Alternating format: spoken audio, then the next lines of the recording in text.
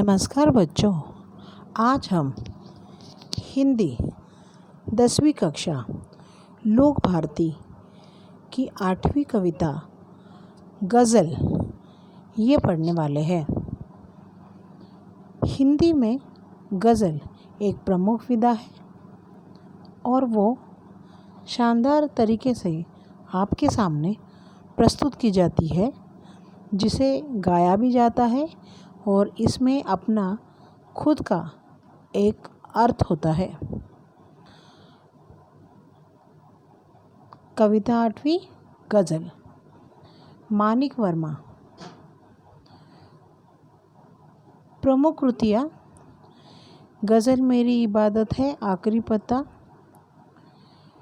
मानिक वर्मा जी हास्य व्यंग्य के सशक्त हस्ताक्षर इनके वाचिक परंपरा के प्रमुख स्थान हैं। वो प्रेरणादायी भी बहुत गज़लें उन्होंने लिखी हुई है। अब हम प्रस्तावना जानेंगे। प्रस्तुत गज़ल के अधिकांश शेरों में वर्मा जी ने हम सबको जीवन में निरंतर अच्छे कर्म करते हुए आगे बढ़ने के लिए प्रेरित किया है। गज़लकार ने संदेश देते हुए कहा है, अपने रूप रंग से सुंदर दिखने के बजाय कर्मों से सुंदर दिखना चाहिए।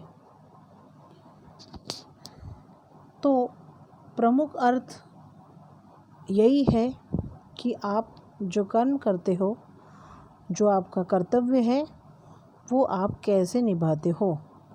तो बाहरी सुंदरता को महत्व न देते हुए जो भी ऊपरी दिखावा है उसको महत्व न देते हुए कर्मों से हमें सुंदर बनना है। तो कविता की शुरुआत करते हैं एक एक पंक्ति द्वारा। आपसे किसने कहा स्वर्णिम शिखर बनकर दिखो, शौक दिखाना है तो फिर नींव के अंदर दिखो। मानिक वर्मा कविता की इन पंक्तियों के माध्यम से कहते हैं, किसी भी महल जो है वो महल चमचमता स्वर्णिम अर्थात सोने का शिखर हो तो हर कोई उसको पसंद करता है। लोग भी समाज में शिखरों की तरह सम्मान पाना चाहते हैं। प्रशंसा सुनकर वो खुश होते हैं, पर वास्तव में शिखरों से अधिक महत्व इन ईंटों पत्थरों का है, जिनके कारण वे शिखर बन सके। यदि ईंट ने गुमनामी के अंधेरे में रहकर महल की नींव अर्थात आधार, हम जिसे बेस कहेंगे, बनना स्वीकार न किया होता तो आज यह शिखर बन ही नहीं पाते। अब हम समाज में इसको जोड़ेंगे।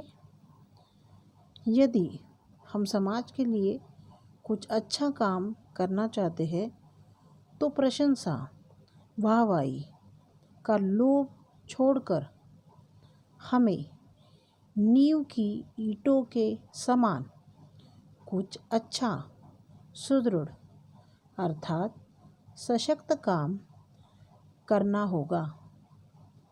तो काम में आप जो वाहवाही चाहते हो उसे हमें भूलना होगा और ईंटों की तरह गुमनामी में अपना काम करना होगा, ताकि नींव जैसे हम सशक्त हो। दूसरी पंक्ति पढ़ते हैं। चल पड़ी तो गर्द बनकर आसमानों पर लिखो, और अगर बैठो कहीं तो मील का पत्थर दिखो। कवि मानिक वर्मा जी इन पंक्तियों में आपको कहते हैं, यदि आप अपनी मंजिल की ओर बढ़ते हुए मार्ग अर्थात रास्ते में कहीं बैठ जाते हो तो मील के पत्थर के समान अर्थात दृढ़ निश्चयी होकर मार्गदर्शक बनो। मील का पत्थर जिस पर राही को मंजिल लिखी होती है, वह राह में बढ़ते समय सहायता करता है।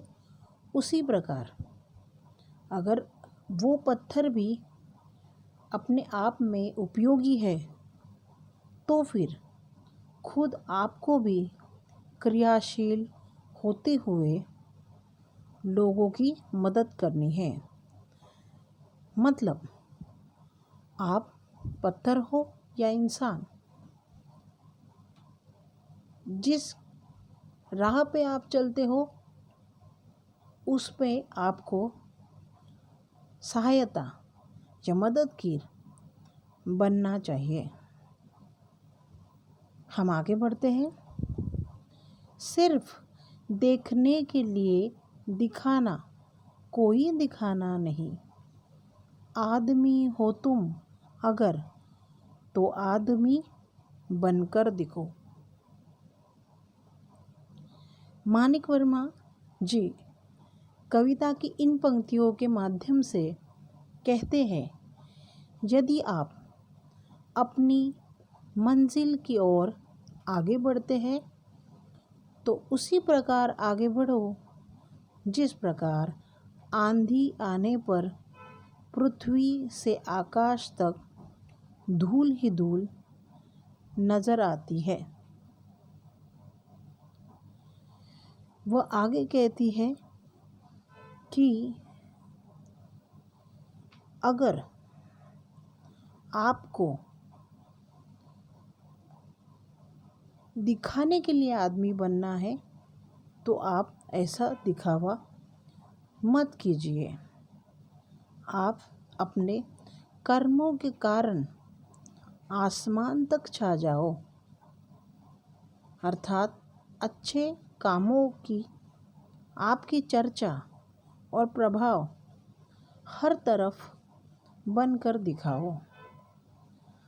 आदमी कहलाना एक अलग बात है और आदमी बनना एक अलग बात है। जब हम सच्चे रूप से आदमी बनेंगे तो दया भाव, सच्चाई, सहायता, दुखी कष्टी को संभालना, ये हम ज़रूर करेंगे।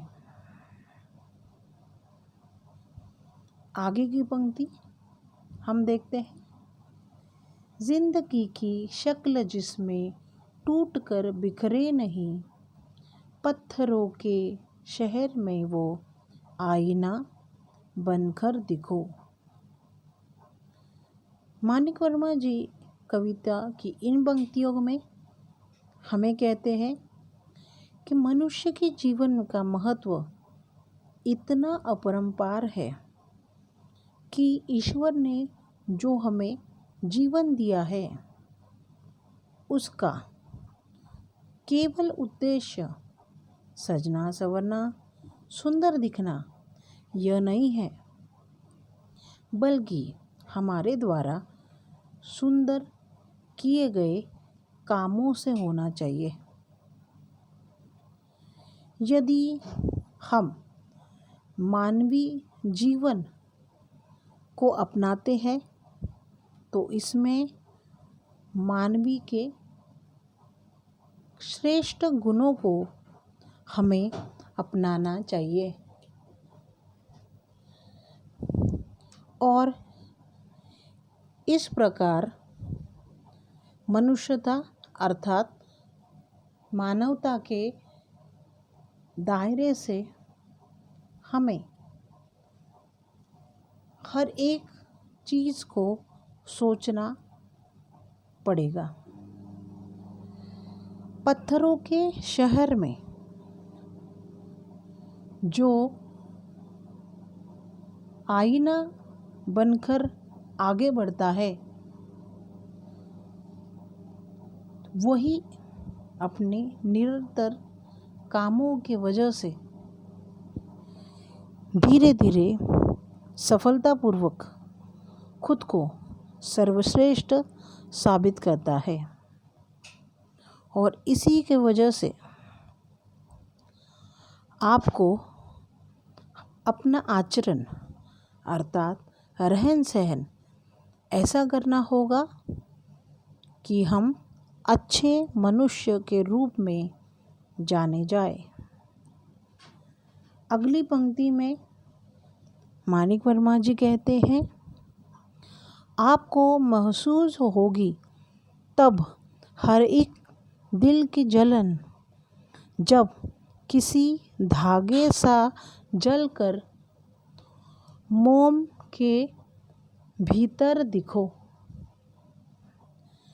मानिक वर्मा कविता की इन पंक्तियों के माध्यम से कहते हैं कि हमें इन पत्थरों के शहर में अर्थात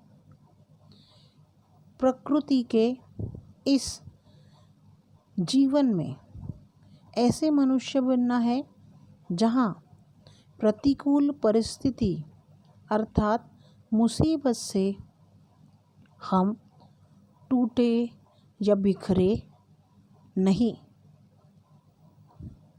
हमें हर परिस्थितियों का डटकर सामना करना चाहिए ताकि आपको आपका लक्ष्य प्राप्त हो। जब आपको ऐसे वो दर्द महसूस होगा तो आप हर एक मनुष्य को सहानुभूति अर्थात दया के नज़र से देखेंगे और वो तभी संभव हो सकेगा जब हम दूसरों को हर तकलीफ़ हम अपनी तरह समझेंगे और उसमें उनकी सहायता की कोशिश करेंगे।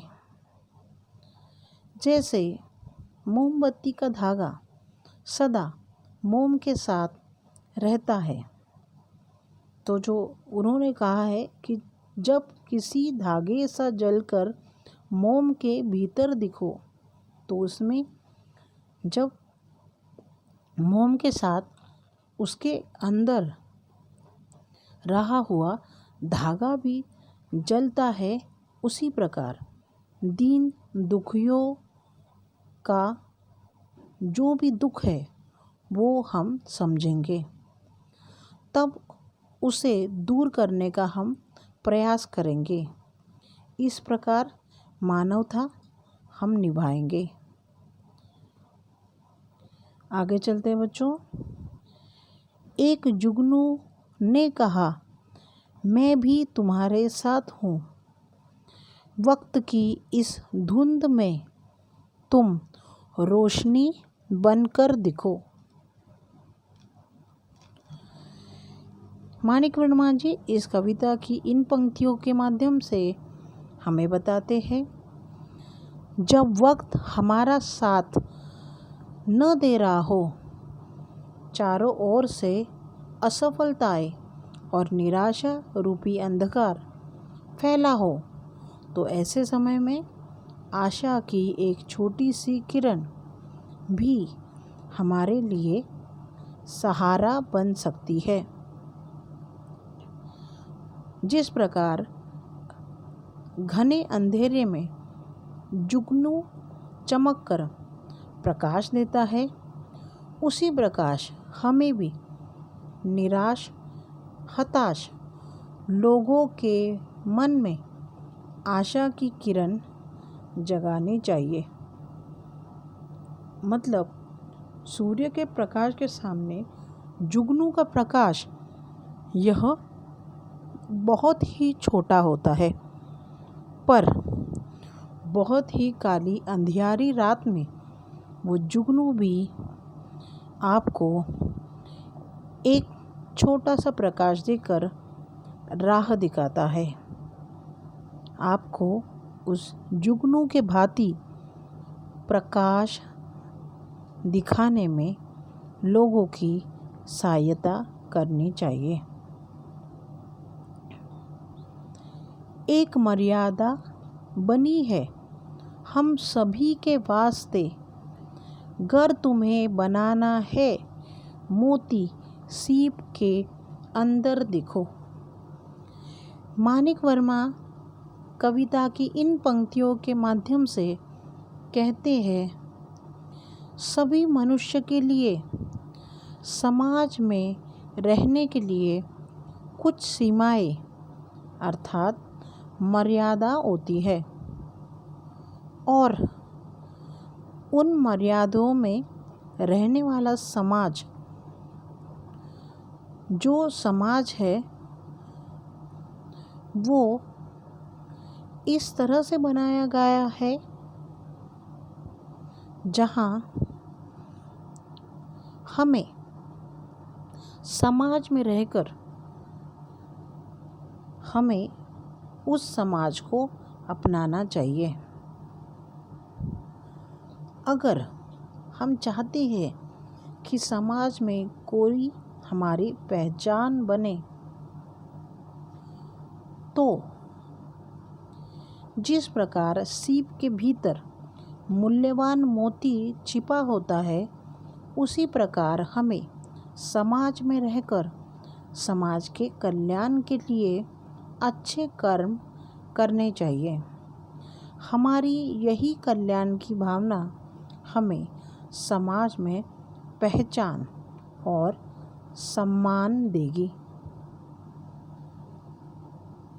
इस कविता में जहाँ मोती और सीप का उदाहरण दिया है, तब एक सरल सा सादा सा दिखने वाला जो बारिश का एक पानी होता है, वो मोती बन जाता है जब वो सीप के अंदर जाता है, तो वो उसकी मर्यादा है। यही हमें कवि बताते हैं। आगे, डर जाए फूल बनने से कोई नाजुक कली, तुम ना खिलता फूल पर तितली के टूटे पर देखो।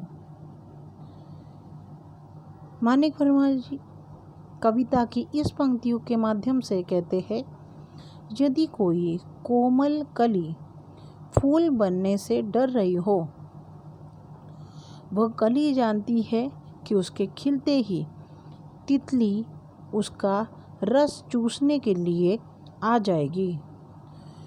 फूल बनी कली को परेशान करेगी। तुम फूल को तितली से बचाने का प्रयास करो, अर्थात उसके डर को दूर करने के लिए उसकी मदद करो। यहाँ एक फूल और जो तितली है उसका उदाहरण देते हुए, कोई भी कठिन परिस्थिति आप पे आए या दूसरों पे आए, तो हमें वहाँ उसके समाधान के लिए, उस संकट से जूझने के लिए दूसरों की मदद करनी चाहिए। ये इसका विचार है। अंतिम पंक्ति बच्चों, कोई ऐसी शक्ल तो मुझको दिखे इस भीड़ में, मैं जिसे देखूं उसी में तुम मुझे अक्सर दिखो। माणिक वर्मा इस पंक्ति में,